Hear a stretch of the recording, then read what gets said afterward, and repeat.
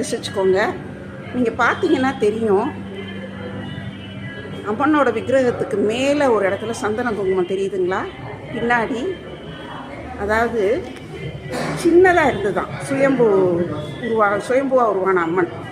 இவங்க வந்து திரும்ப விக்கிரகம் செஞ்சு முன்னாடி வச்சுருந்துருக்காங்க.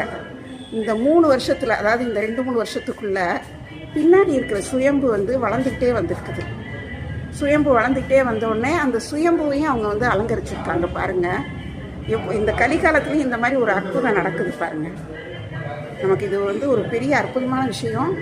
சென்னையில் இருக்கிற நிறைய பேருக்கே இது தெரியாது.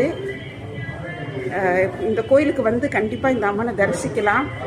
நம்ம என்ன சொல்லுவாங்க, அண்டத்தில் உள்ளது தான் பிண்டத்தில், பிண்டத்தில் உள்ளது தான் அண்டத்தில்னு சொல்லுவாங்க.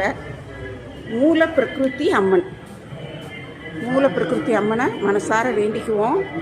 இந்த கோயிலில் வந்து மார்கழி மாத பூஜை நேரம் திறப்பு வந்து